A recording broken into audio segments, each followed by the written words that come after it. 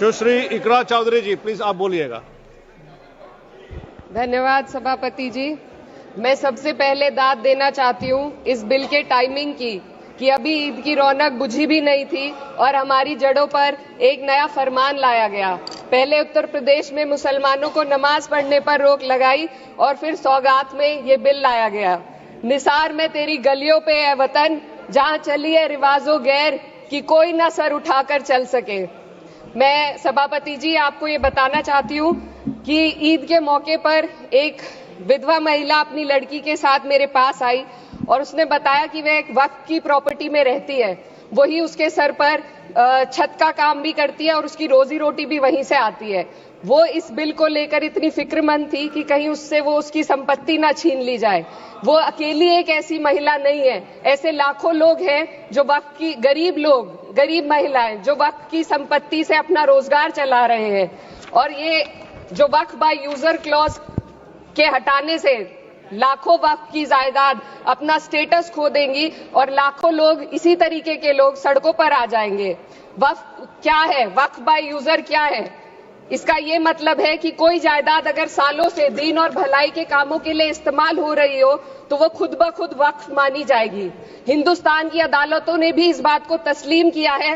Waqf by user सिर्फ वक्फ board को ही मिली कोई खास सौगात नहीं है, ये बल्कि सभी अन्य धार्मिक ट्रस्टों को परंपरा और यूज के आधार पर बिना किसी डॉक्यूमेंटेशन के धार्मिक चरित्र को डिक्लेयर करने का राइट मिला हुआ है। भारत के संविधान के आर्टिकल 13 क्लॉज 3 में कस्टम और यूसेज को कानूनी वैधानिकता प्रदान करता है। इसी आर्टिकल से वक्फ बाय यूजर भी निकला गया है। इस बिल के कानून बनने पर वक्फ बोर्ड तो इस प्रोविजन से हाथ धो बैठेगा, लेकिन अन्य धार्मिक ट्रस्टों को यह सुविधा जारी रहेगी। इससे भारतीय संविधान के आर्टिकल 14 और 15 का सीधा उल्लंघन है, जो धर्म और जाति के आधार पर भेदभाव और कानून के सामने सभी की बराबरी पर जोर देता है। मैं इसके साथ ये भी कहना चाहती हूँ कि सत्ता के लोग जो एक दूसरे की पीठ थपथपा रहे हैं कि वक्फ बाय यूजर का जो अमेंडमेंट इन्होंने दिया उसको एक्सेप्ट कर लिया गया है, लेकिन इनकी शरारत यह है कि उसके साथ ही एक ऐसा प्रोवाइजो इसमें शामिल किया गया जिसके आधार पर यह कहा गया है कि अगर कोई भी वक्फ की संपत्ति विवादित हो तो वो अपना वक्फ स्टेटस खो देगी। तो जो अमेंडमेंट इन्होंने दिया है जिसको एक्सेप्ट कर लिया गया है उसका कोई मतलब नहीं है, ये इनकी नीयत है जो साफ जाहिर हो रही है।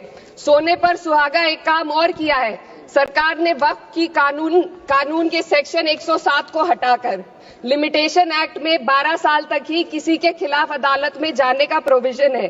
सेक्शन 107 में बोर्ड को लिमिटेशन एक्ट से राहत मिली हुई थी। वक्फ बोर्ड कभी भी अवैध कब्जाधारियों के खिलाफ अदालत जा सकता था। अगर ये सेक्शन ना हो तो अवैध कब्जा करने वाले लोग कानूनी प्रक्रिया का फायदा उठाकर वक्फ की प्रॉपर्टी को हड़प सकते हैं। अन्य धार्मिक ट्रस्टों पर भी ये लिमिटेशन एक्ट लागू नहीं होती, तो फिर वक्फ बोर्ड के साथ ये सौतेला रवैया क्यों किया जा रहा है? धर्म को देखकर दोहरी नीति क्यों अपनाई जा रही है? सेक्शन 107 और वक्फ बाय यूजर को अगर एक साथ पढ़ा जाए तो इससे लाखों वक्फ की प्रॉपर्टी पर कब्जा किया जाएगा। इसलिए ये बिल मुसलमान की भलाई का नहीं बल्कि उनके वजूद और विरासत को मिटाने का बिल है।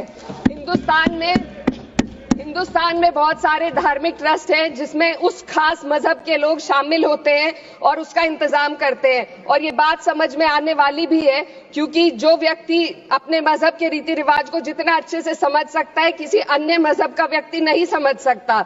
आर्टिकल 26 क्लॉज 2 के तहत धार्मिक संप्रदाय को अपने मजहबी इदारों के एडमिनिस्ट्रेशन का हक देता है, लेकिन वक्फ बोर्ड के बारे में इसको उल्टा किया जा। Sir 2 minute sir please 2 minutes.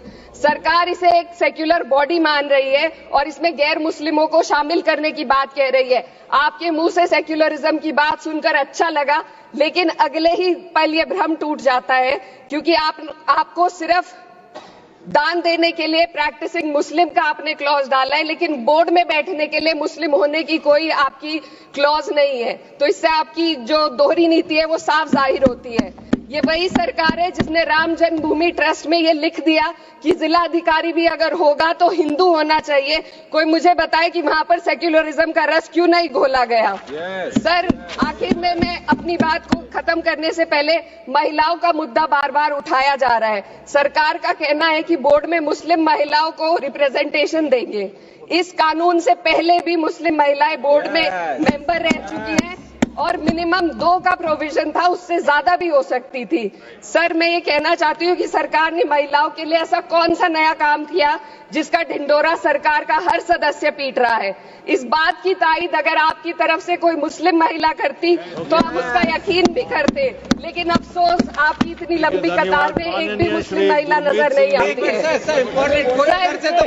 महिला नहीं है, एक महिला। सर, मैं खुद एक मुस्लिम महिला हूँ, मैं सिर्फ एक सर मैं माइनॉरिटी महिला हूँ। इस सदन में हम सिर्फ 2 महिलाएं हैं और उस नाते से मैं ये बात कहना चाहती हूँ कि इस बिल के माध्यम से मुस्लिम महिलाओं को कुछ नहीं मिल रहा है। ये हमें कुछ नहीं देना चाहते, सिर्फ टोकनिज्म हमारे नाम पर बनाकर एक नैरेटिव मीडिया में चलाना चाहते हैं। तो ये बिल मुसलमान की भलाई का नहीं, उनकी पहचान को मिटाने का है। सर, अंत में मैं बस यही कहना चाहती हूँ कि कागजों की कैद में बस नाम रह जाएंगे, वो जो हमारे थे सिर्फ दावे में रह जाएंगे। इस बिल के द्वारा मीठी ईद के जायके को कड़वा करना, यही असली सौगाते मोदी था। बहुत बहुत